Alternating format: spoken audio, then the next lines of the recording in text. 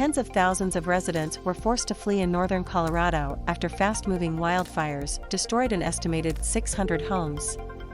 Over 30,000 residents across 3 communities outside Denver had to evacuate their homes after wind-fueled grass fires rapidly burned through multiple buildings, including a hotel and Target shopping complex, along with 580 homes.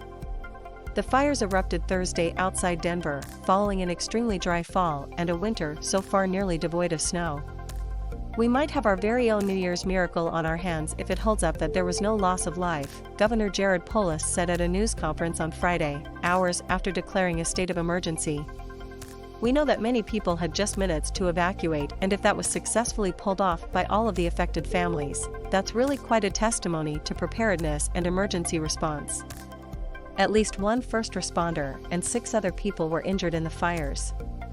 According to Boulder County Sheriff Joe Pell, there could be more injuries and deaths because of the intensity of the fires, propelled by winds that gusted up to 105 miles per hour. Pell said downed power lines were suspected to have caused wildfires.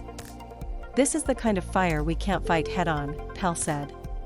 "We actually had deputy sheriffs and firefighters in areas that had to pull out because they just got overrun."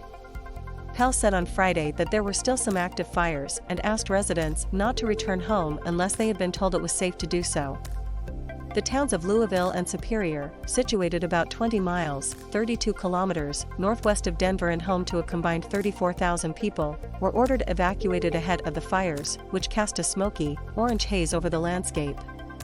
Mike Guanella and his family were relaxing at their home in Superior and looking forward to celebrating a belated Christmas later in when reports of a nearby grass fire quickly gave way to an order to leave immediately. Instead of opening presents, Guanella and his wife, their 3 children and 3 dogs were staying at a friend's house in Denver, hoping their house was still standing. "Those presents are still under the tree right now, we hope," he told the Associated Press. By first light Friday, the towering flames that had lit up the night sky were gone, leaving smoldering homes and charred trees and fields. The winds had died down, and light snow soon began falling, raising hopes it could snuff out hotspots. The White House released a readout of a call between Joe Biden and Polis on Friday, which said the president assured him that every effort will be made to provide immediate help to people in the impacted communities.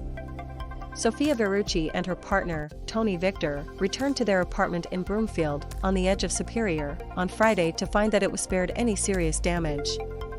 They had fled the previous afternoon with just Victor's guitar, bedding and their cat, Señor Gato Blanco. "We left thinking it was a joke.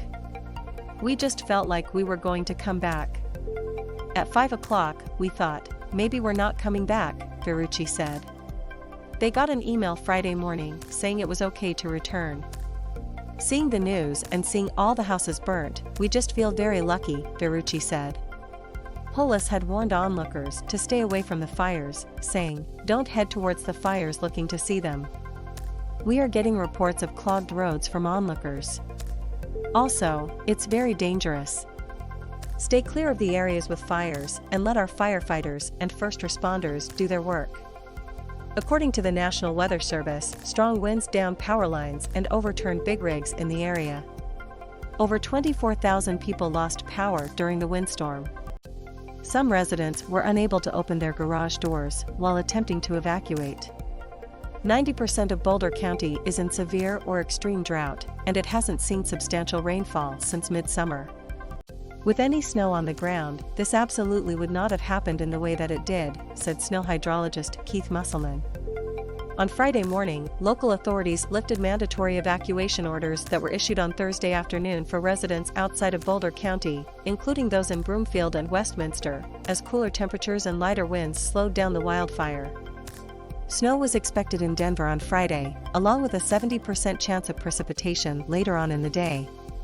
Meteorologists forecast that 2022 will begin with temperatures falling into the single digits in the area, with the weather warming up on Monday.